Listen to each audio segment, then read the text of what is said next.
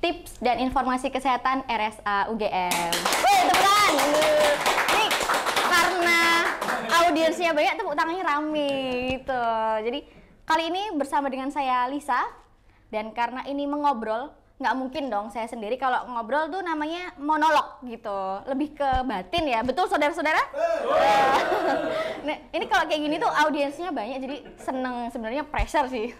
Oke, karena tadi sudah dibilang akan mengobrol, tentunya nggak sendiri. Sudah hadir bersama saya, ada narasumber kita hari ini, ada Ibu Susi, Ibu Bidan. Oke. Ini intermezzo nih Bu, kalau di Indonesia itu ada Ibu Susi yang mengurus kelautan. Dulu. Di RSA ada Ibu Susi yang mengurus ibu dan anak. Ibu dan anak, kebidanan. Oke. Ibu Susi, gimana kabarnya hari ini? Sehat. Oh, sehat. Sehat dulu. Wah, ini yang lebih semangat nih narasumbernya loh. Ini dak-dikduk sebenarnya. Selain sehat, pastinya harus semangat. Oke, mantap. Nah, Ibu, karena Bu Susi ini spesialisnya adalah ibu dan anak, lebih ke bayi ya Bu berarti? Atau anaknya juga? Kalau kebidanan itu kan mencakup seluruh aspek ya, mulai dari pranikah, nikah, kemudian nanti ibu melahirkan, ibu nifas, bayi itu. Jadi hampir semua aspek dari perempuan itu bidan pegang gitu. Tugasnya banyak ya, tugas negaranya tuh di sini kanan kirinya penuh. Tugasnya banyak banget. Selain tugas negara, tugas rumah tangga juga. Oh siap, oke deh, itu pesannya untuk saya. Iya. Nah oke Bu, kalau berbicara tadi dari keahliannya Ibu sendiri yang Ibu dalami, ibu dan anak. Nah ada berita Bu yang lagi naik nih tentang viral gitu ya? Iya, lagi viral di media sosial, baik di TikTok gitu. Ya. Itu ada tentang bayi yang tertukar. Oke. Itu kejadiannya ternyata di Indonesia, ada di Kabupaten Bogor, di salah satu rumah sakitnya, bahwa seorang ibu ini menyatakan kok rasanya anak saya itu bukan yang ini gitu ya. Terus diusut ke rumah sakitnya, katanya kok memang coba dicek ulang gitu, terus akhirnya dilaporin ke pihak yang berwajib. Nah, ada saran untuk tes DNA. Dan hasil tes DNA-nya ternyata menunjukkan 99,9%, berarti valid banget ya Bu ya. Kalau ternyata itu bukan bayinya gitu. Jadi benar-benar tertukar gitu ya. Iya. Nah, kalau misalnya ada masalah tertukar gini berarti suatu masalah yang fatal ya Bu berarti?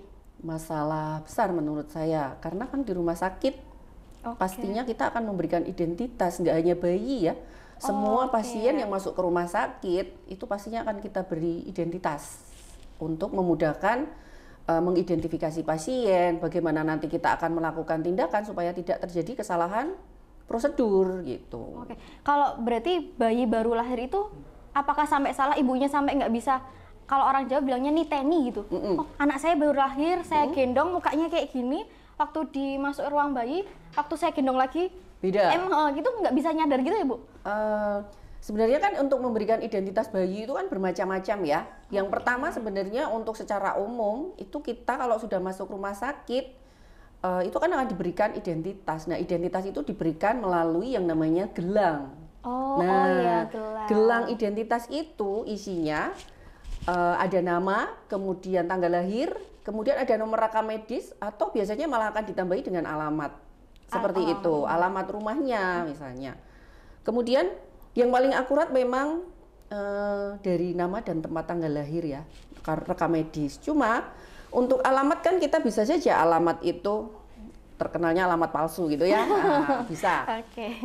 Bisa jadi rumah sakit itu memang pernah ada yang memberikan alamat yang nggak akurat, nggak palsu. Jadi identitas tetap, nama bisa jadi sama gitu. Jadi tanggal lahir, nama bisa sama loh. Saya Susi, jenengan Susi, sama kan? Tapi beda tanggal lahir. Tapi kalau kasusnya yang ini kayaknya lahirnya bersamaan waktunya, tapi harinya yang sama. Harinya yang sama, mungkin bisa jadi seperti itu. Jadi kalau bayi baru lahir, ibunya sudah diberi identitas. Misalnya namanya Ibu Susi, kemudian bayi baru lahirnya dia masih mengikuti nama dari ibunya. Bayi Nyonya Susi misalnya. Kemudian gelang identitasnya, gelang identitas itu kan bermacam-macam warnanya. Kalau yang pink itu untuk identitas bagi perempuan. Kalau yang biru untuk identitas yang laki-laki. Sama. Saya pasien perempuan nih, ibu melahirkan. Saya diberi gelang identitas menggunakan warna pink. Kemudian bayinya laki-laki. Bayinya diberi gelang identitas warna biru. Oke. Sesuai nama saya yang melahirkan, bayi Nyonya Susi. Kemudian si ibu bayi ini juga memakai gelang identitas juga dari bayinya. Jadi ibunya memakai gelang 2. Jadi kalau misalnya anak yang dilahirkan 2, berarti ibunya juga tambah 2. Tambah 2. Berarti gelangnya 3. Gelangnya 3. Kalau kembarnya laki-laki sama perempuan ya pink sama biru. Ibunya pakai pink 2 punyanya sendiri. Kemudian pink yang bayi Nyonya 1 misalnya. Jadi harus diberi identitas juga. Yang lahir pertama yang mana? Oh, oke. Bayi Nyonya Susi 1, bayi Itu Nyonya berarti Susi 2 gitu. Ada jamnya gitu di gelangnya. Ada jam. Nanti dikasih 1 gitu. Tanggal lahirnya misalnya. Kan nanti dimasukkan ke rekam medis juga, Mbak.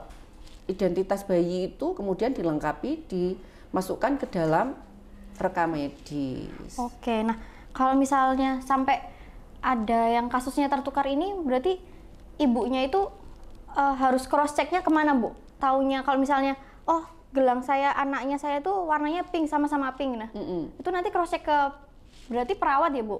Perawat. Jadi perawat sebelum memberikan ke ibunya cross check dulu. Cross check kita tanya. Tanyanya pertanyaan bukan tertutup, tapi pertanyaan yang terbuka. Misalnya, saya bukan namanya Bu Susi ya. Itu menjawabnya kan paling iya gitu. Kita menjawabnya dengan karena maaf, cuma ya konfirmasi. tidak. Iya, ya dan tidak. Jadi kita tanya, maaf Ibu, dengan Ibu siapa? Konfirmasi nama lengkap. Seperti itu. Nanti Ibu kan akan menjawab, nama saya Susi bla bla bla bla gitu. Nanti petugas kesehatannya mencocokkan, oh sesuai ini dengan data yang dipegang. Sambil dilihat gelang identitasnya. Setelah tahu baru diberikan.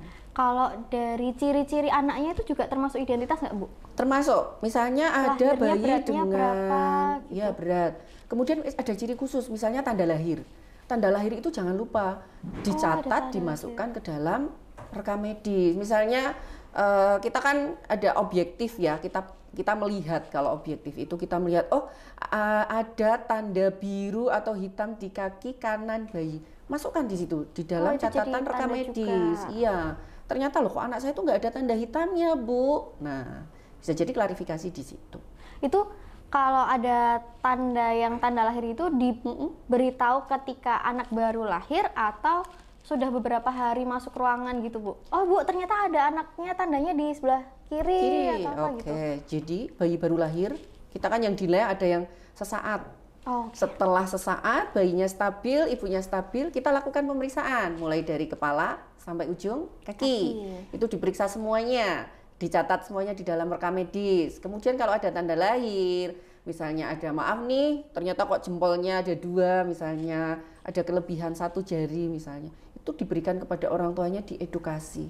Ini loh, jadi harus diberitahu. Iya, jadi bukan berapa hari, tapi sesaat setelah stabil, kemudian diperiksa dari ujung kepala sampai ujung kaki, baru diberitahu kepada keluarganya. Oke, baik. Nah, kalau tadi berarti untuk cara memberikan identitasnya dari kalau ibunya kan berarti waktu ketika masuk ke rumah sakit itu langsung dipasang gelang identitas. Kalau anaknya baru lahir langsung dipasang atau ada prosedur apa dulu, Ibu?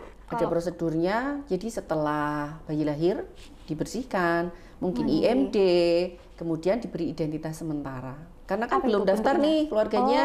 Keluarganya itu masih kemudian harus mendaftarkan juga berarti? Iya, mendaftarkan. Nanti dia akan mendapatkan barcode. Nah, bayi Nyonya Susi. Kemudian ada gelangnya. Setelah tahu, oh ini bayi Nyonya Susi, pasang gelang.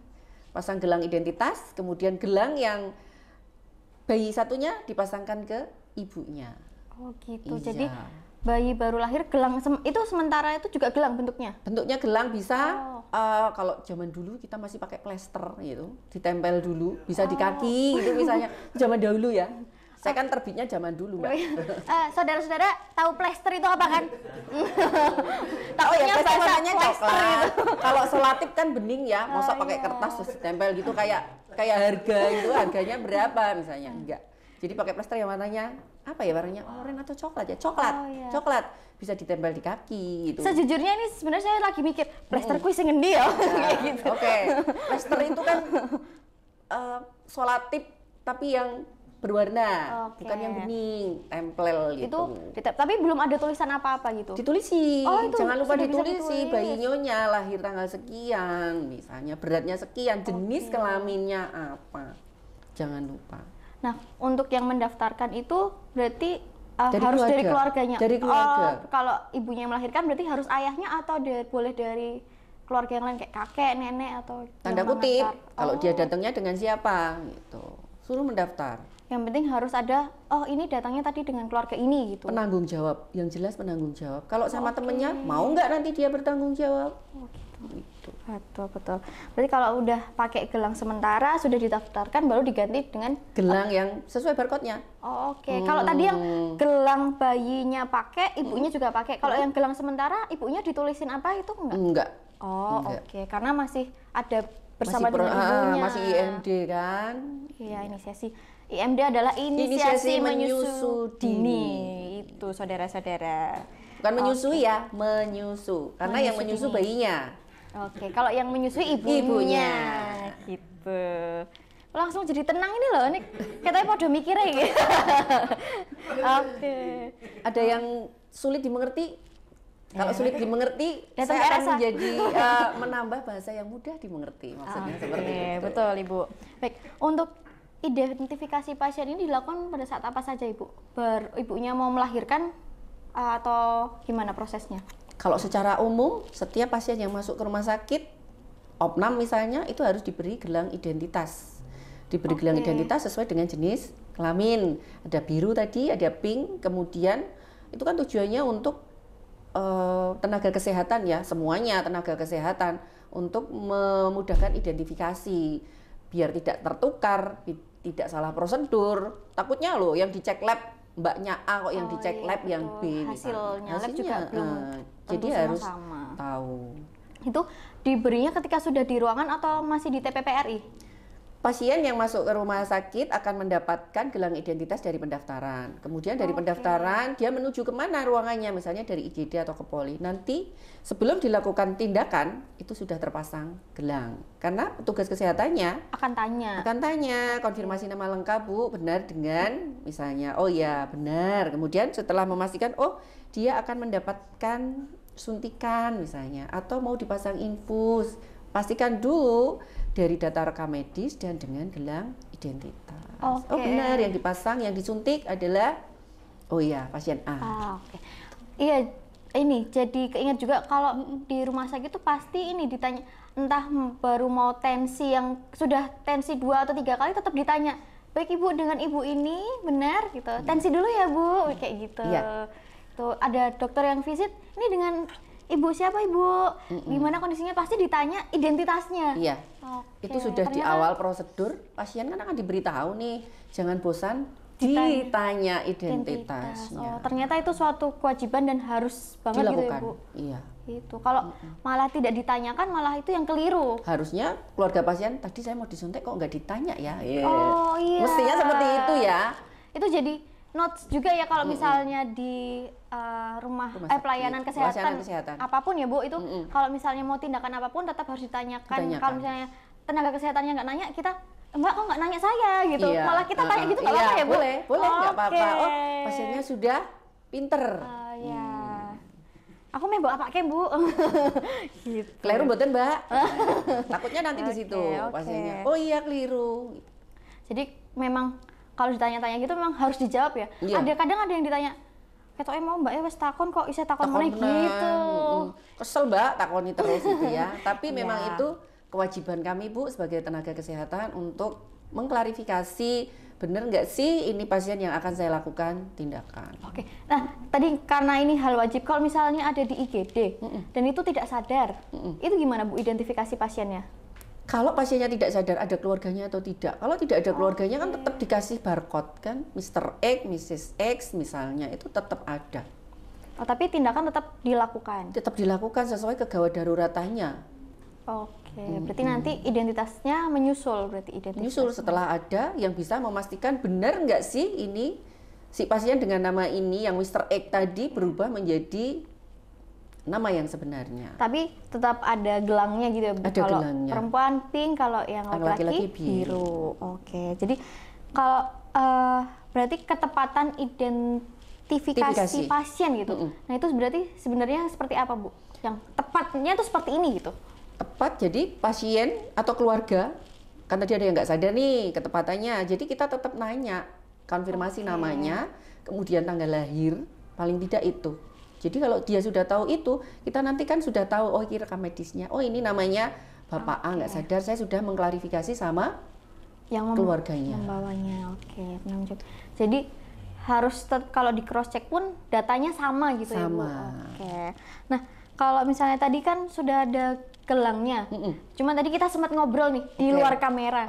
Gelang tuh lebih dari 2 berarti kan tadi ada yang pink sama biru nih. Ada gelang apa lagi Bu untuk identitas? Sebenarnya banyak. Mulai dari yang pink, biru, kemudian nanti ada yang biasa kita gunakan di rumah sakit, itu ada merah sama kuning. Oh, merah sama kuning. Merah sama kuning. Semakin lama, semakin kita berinovasi. Tadinya kan mungkin gelangnya banyak gitu ya. Sekarang enggak lagi. Misalnya ada pasien yang biasa di rumah sakit sampai nggak boleh dilepas Mbak, kenang-kenangan gitu ya. Harus dilepas ya kalau pulang ya. Jadi pakai gelangnya pink misalnya, karena saya perempuan. Kemudian saya ada alergi obat nih, ada alergi makanan. Itu harus dipakein gelang yang warnanya merah. Tapi untuk sekarang kita nggak pakai gelang lagi yang warna merah, kita pasang pin. Kan di dalam gelang itu ada bolongan-bolongan kayak yang jam itu Mbak. Jadi nanti diklipin di situ warna merah. Atau dia punya risiko jatuh, sudah sepuh, anak-anak. Jadi kalau anak-anak gulung-gulung di tempat tidur risiko jatuhnya besar, dipasang pin yang warnanya kuning.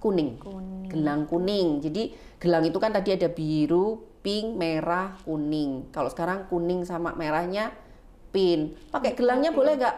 Boleh. Gitu. Tapi karena lebih praktisnya pakai pinnya. Pakai pin. Jadi nanti ada ceplian-cepliannya gitu. Jadi tapi yang tahu, oh kalau merah ini alergi, tapi itu sudah ada datanya di rekam medisnya gitu. Sudah tenaga ada. Kesehatannya, oh ini alerginya apa? Oh makanan, oh ternyata obat. Gitu. Iya, di dalam rekam medis sudah tertulis, oh ini alergi obat, misalnya analgetik. Oh analgetik itu untuk mengurangi rasa sakit ya, atau antibiotik gitu. Jadi nanti diberi, oh ini ibu ini alergi obat. Jadi kan sebelum bekerja kan kita selalu membaca rekam medis. Iya. Setiap kali siapapun tenaga kesehatannya akan visit pasien tersebut. Nah, ada edukasi ke keluarganya nggak Bu? Oh artinya merah tuh ini. Nanti keluarganya taunya, wah gelang anakku pink ada merahnya, dia ada hiasannya ada gitu hiasannya. Ya. Besok kalau misalnya amit-amitnya masuk lagi kok kuning gitu, kan wah hiasannya dari RSA ini ganti-ganti gitu. Kita selalu jelaskan ya Mbak Lisa, Blackpink gitu. Bukan biru pink ya, tapi Blackpink, Lisa Blackpink. Itu tetap dikasih tahu. Oh iya, ini bener. Senada juga kita ya. Jadi saya harusnya pakai biru. Seragam, malah ngomongin seragam RSA. Kita kembali ke topik. Oh iya, topik aja. Tidak boleh di luar topik. Iya betul. Jadi pasien diberitahu, Bu, ini saya pasang gelang merah karena putranya ada alergi obat, ada alergi makanan. Biar kami petugas tahu, oh saya tidak akan memberikan obat ini, tidak akan memberikan makanan ini lagi. Ibu kenapa kok dipasang gelang merah? Misalnya konfirmasi, anak saya ada alergi. Oh ibu ini berarti sudah dijelaskan sebelumnya oleh petugas kesehatan. Iya. Jadi tetap ada edukasi ke keluarganya. Kalau anak-anak otomatis ke keluarganya. Kalau anak-anak pasang gelang yang banyak ya, biar cantik, biar ganteng misalnya. Ya edukasi ke anak-anak gimana sih gitu. Nah tadi Ibu Susi ini juga sempat membicarakan kalau gelang itu nggak boleh dibawa pulang berarti?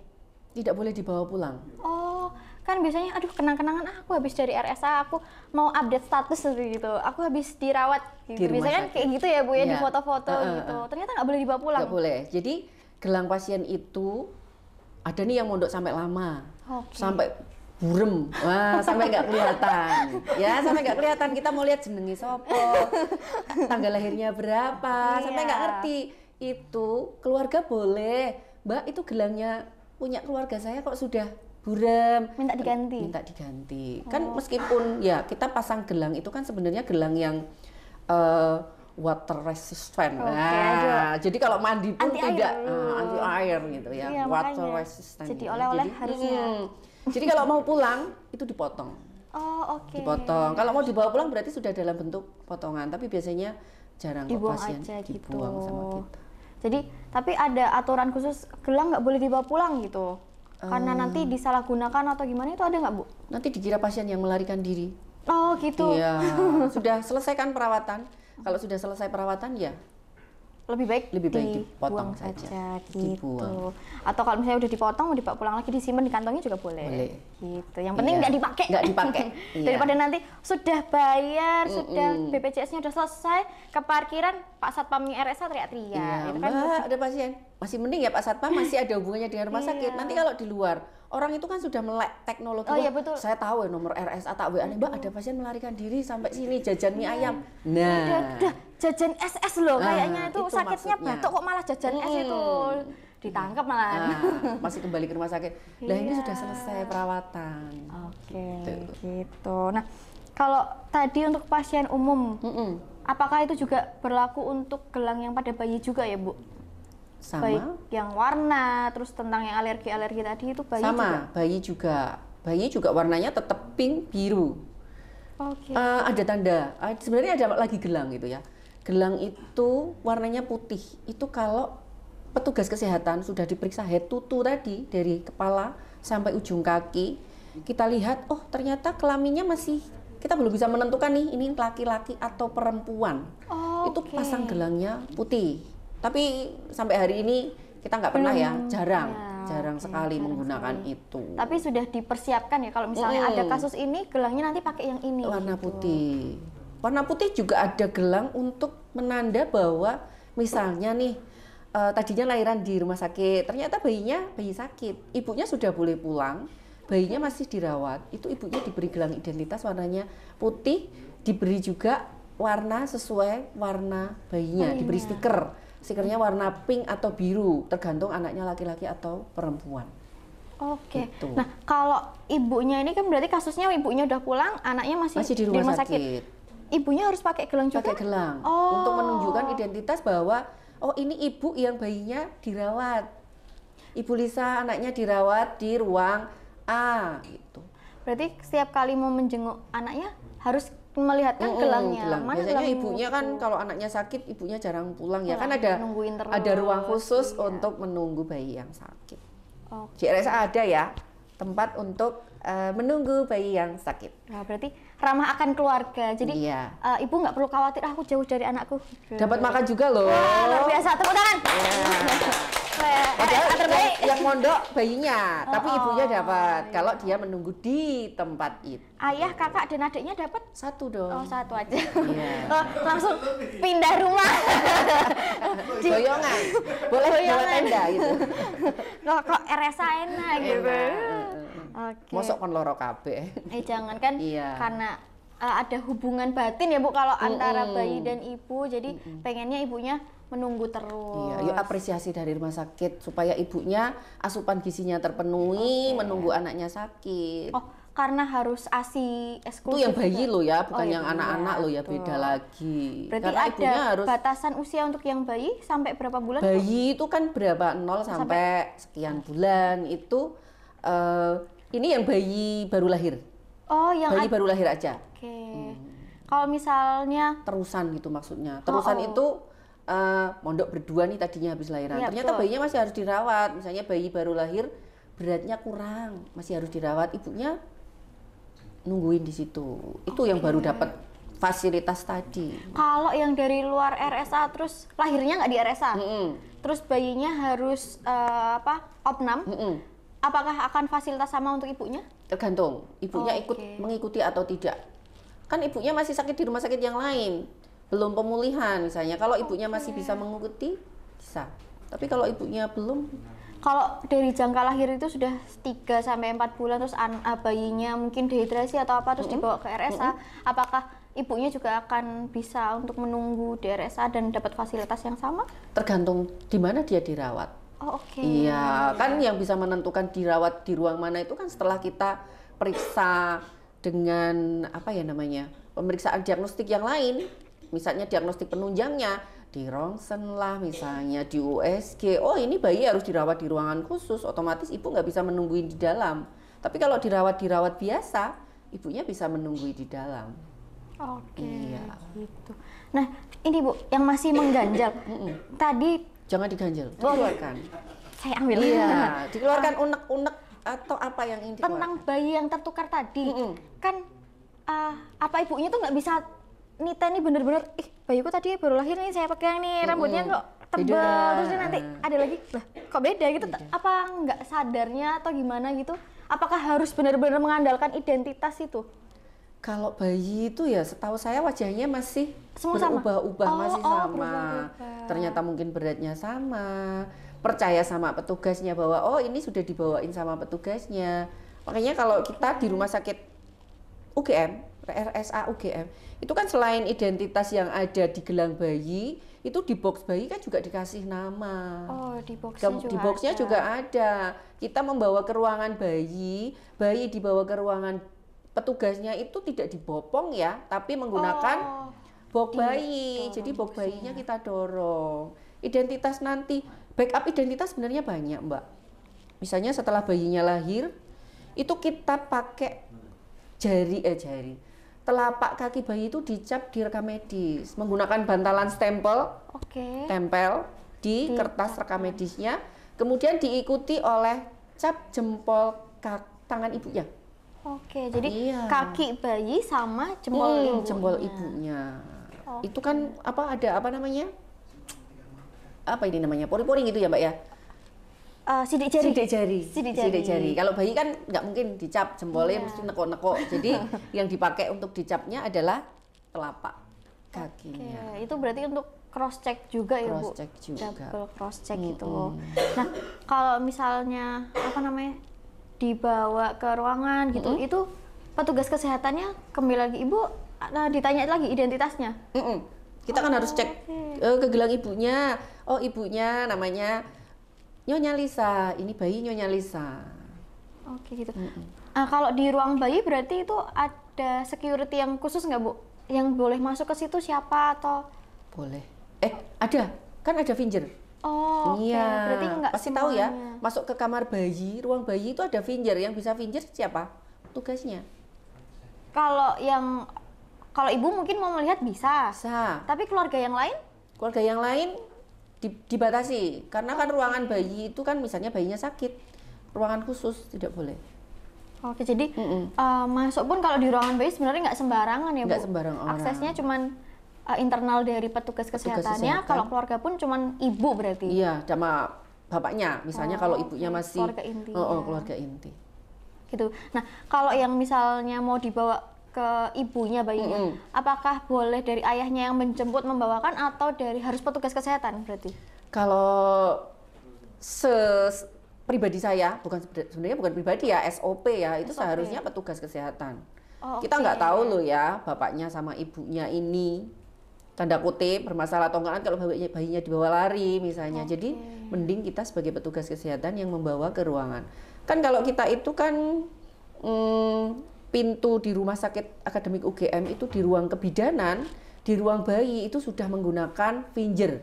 Ada bisa masuk, ada belnya.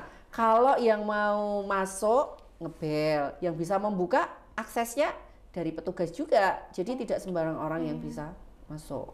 Berarti kalau itu tadi tetap harus ada aksesnya dari ini ya, Bu, petugas kesehatannya boleh membawa gitu. Jadi kalau misalnya anaknya dibawa sama orang lain ke ibunya itu keluarganya boleh tanya gitu. Kok bukan petugasnya? Bukan petugasnya, boleh gitu. Klarifikasi.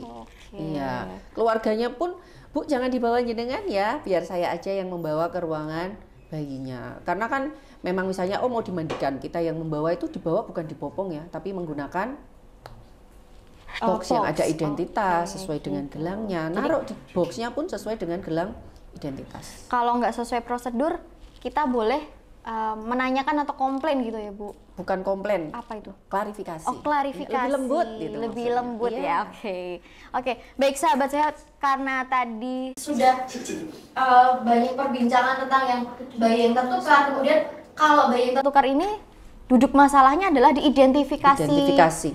Bayinya berarti identitasnya baik dari ibunya maupun dari bayinya. Oke. Nah, boleh diklarifikasi lagi ke petugas kesehatan yang bertugas apakah namanya sesuai, terus identitas di gelangnya itu sama atau enggak gitu. Itu bisa diklarifikasi ya, Bu. Kalau misalnya nggak sesuai, kita boleh melakukan cross check ulang gitu. Dan cross checknya bisa tadi kalau misalnya bayi itu dari cap telapak kaki dan jempol Tangan ibunya.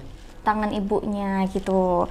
Nah, ada yang mau ditambahin lagi Bu untuk informasi tentang yang identifikasi pasien atau bayi? Pastikan identitas bayi sama dengan identitas ibunya. Oh gitu. Baik, yang bisa cross check gak cuman dari ibunya aja, tapi keluarganya kalau memang kok ngerasa ada yang kurang, bisa di cross check ke tenaga kesehatannya. Nah, tadi pesan sponsor ibu-ibu, ini ibunya cuma satu ini.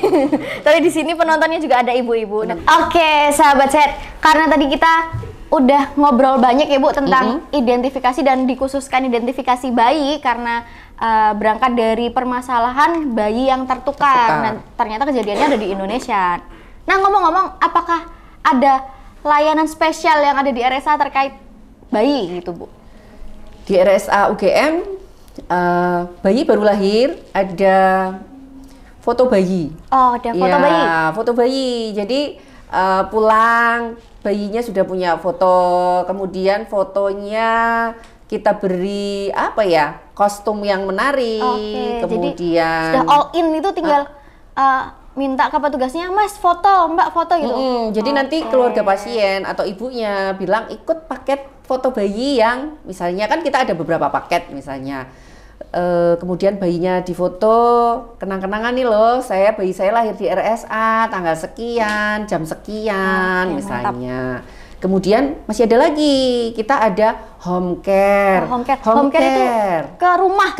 Datang ke rumah. Kunjungan rumah. Misalnya ibu muda nih, Ibu Lisa misalnya. Oh, Ibu Lisa, saya belum bisa memandikan bayi, Bu Bidan.